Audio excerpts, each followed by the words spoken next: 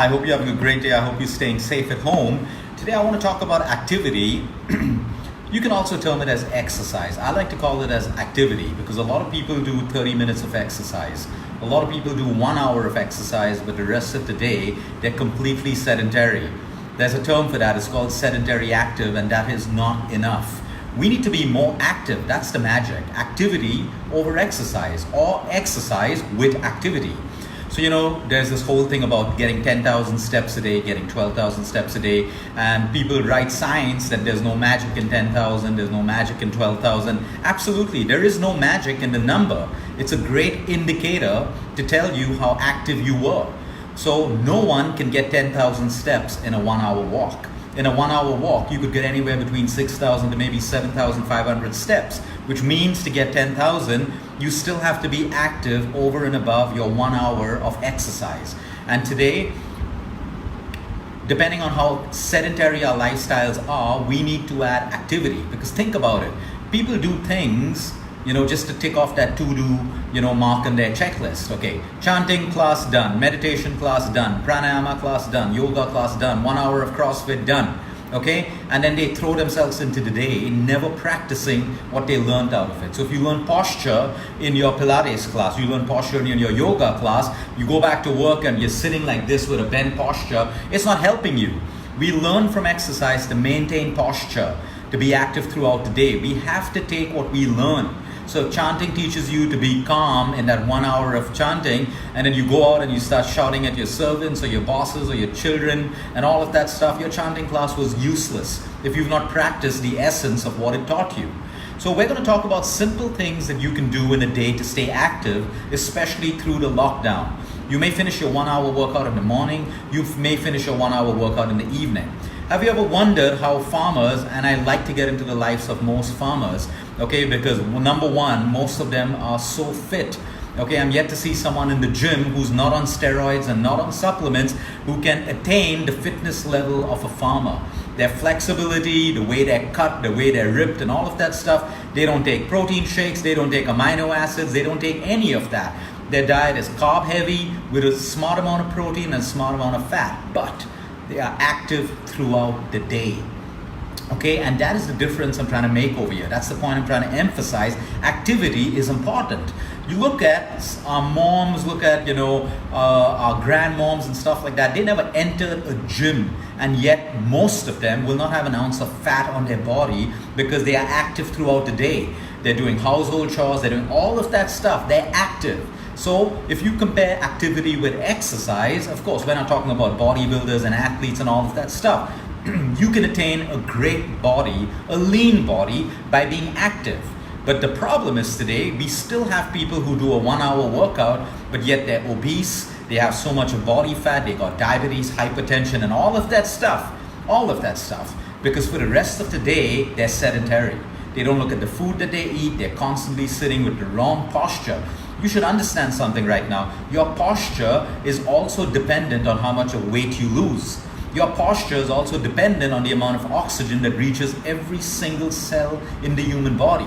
When I'm hunched, I deprive oxygen from flowing freely to the trillions of cells in my body. But when I have a straight posture, which is why yoga, the first step is sit with your back straight, because we command the better flow of oxygen to trillions of cells in the human body.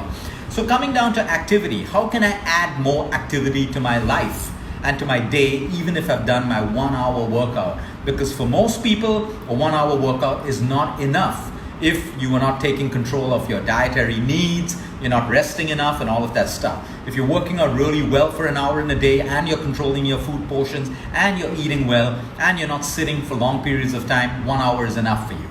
So think about it this way, okay? The more we walk and do things for ourselves. So many people are used to someone getting the remote for them, someone answering the doorbell for them and all of that stuff. These are things that make you get up, do an action and come back. That's activity for you, okay? I have a simple protocol that we use for diabetics, and it's a great protocol for people who are not diabetic as well. 15 to 20 minutes after every meal.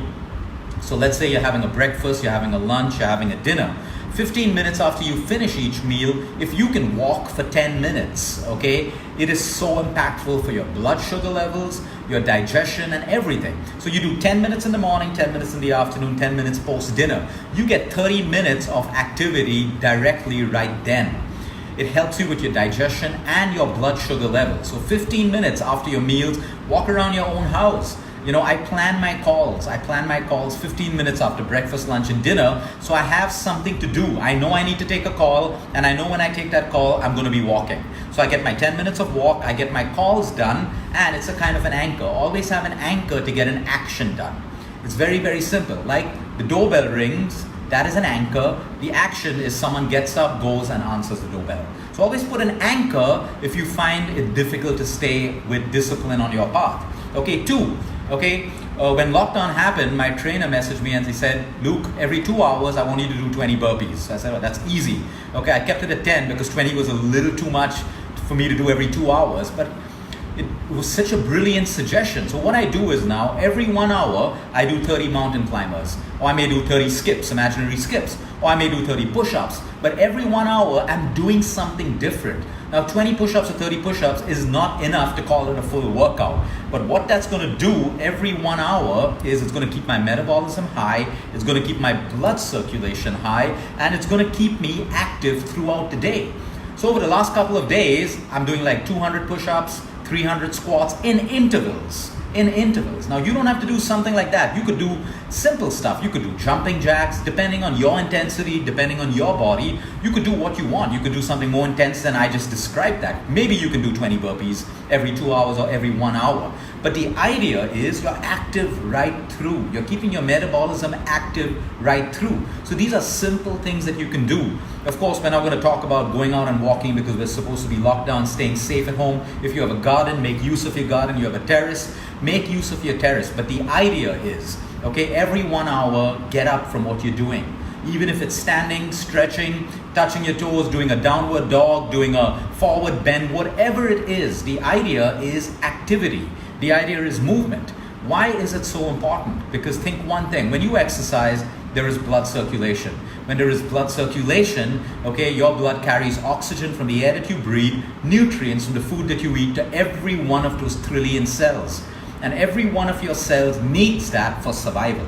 Most people sedentary have very shallow breathing.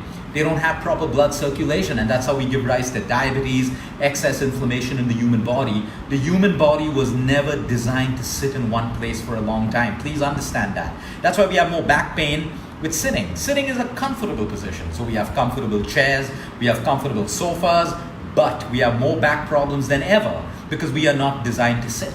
If we're designed to sit, it's on the floor in a cross-legged position, all of that stuff. But we're going to be practical over there. So if you have the most comfortable sofa, use it. Enjoy the comfort of it, but don't be sitting in that sofa too long. The idea is movement. Even 2 minutes every 1 hour, stand up, go get yourself a glass of water, go brew a nice green tea for yourself. Whatever it is that you do, but be active. Be active. And this is how you accumulate activity all through the day. And that is more beneficial for most people than a 1 hour workout. Now, there are some people who are not fortunate enough to have legs, or they're bedridden because of some disease. It is so important for us to do passive exercise with them. So what you do is, if they're bedridden, very, very carefully, of course with your doctor's permission, because we don't know what the condition is, you can take their left leg, you can lift it up and down, then their right leg, 10 times each side. Their arms as well. People in a wheelchair, they can do exercise with their arms using resistance bands. But the idea is to create movement. If people can't even do that because of their medical condition, this is the sole of their foot. By pressing the soles of their feet, you stimulate their lymphatic system. This is so important for their immune system. It is so important for their health. So please understand that you can actually stimulate the lymphatic system by pressing the soles of their feet. So if they're bedridden, there is still stuff that you can do. But the idea is, how do I get blood circulation?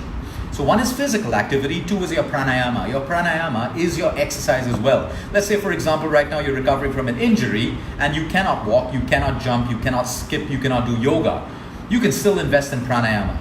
It may not be a physical exercise, although certain pranayamas done the right way can have a positive impact on your physical self as well. okay, with your lungs, okay? You can still direct oxygen and oxygenate every cell of your body. So that's the beauty of activity. Think, be creative, playing with your kids, cleaning your home. These are all fantastic activities that you can do that will keep your blood flow going. So be creative. Take your favorite exercise, do it every 1 hour. Okay, don't overtrain. Okay, don't get injured. The idea of good exercise is minimum injury. But today somehow people think that, oh, if I get more injury, like, I'm really working out intensely. No, you're just making a fool of yourself. Okay, a stronger body exercise is supposed to prevent injury. If you're constantly getting injured, you're not recovering enough, you're not resting enough, you have less protein in your diet, you have low vitamin D3 levels, or you are not respecting the human body. So add more activity to your life. That is more important than your 1 hour of workout. If you can do your 1 hour of workout and you can add activity, most of your problems and most of that weight, that stubborn fat that you're dealing with is going to disappear. I know some people who punish their bodies with exercise. They think that, hey, I can punish this belly fat off me. So they'll do like 200 burpees and all of that stuff. Then they'll get injured and then they'll take supplements. Nope, the body doesn't work that way. You cannot punish fat off your body. You got to allow fat to come off your body by giving your body what it needs. Rest, sleep, the right nutrition, the right exercise that suits your body type. So in fact, less is more when it comes to exercise. Be gentle with your body. I know people who have only done Surya Namaskars and yoga and they have a fabulously toned body. They don't lift any weight other than their body weight. So there are all kinds of people. It depends on what your goal is. If you're going to become a bodybuilder, buff weight, yes, you're going to have to lift heavy weights. You're going to have to eat like a bodybuilder. So be clear with your goal. When you have a clear goal, when you have clarity, most people don't know what they want. And that's why they keep changing diet programs and exercise programs, and they're constantly on social media looking for the next best fad to give them that body that they want. Know your goal, clarity, and then you design the path that you need to meet your goal. Have a great day, everyone. Until next time, eat smart, move more, sleep right, and breathe deep.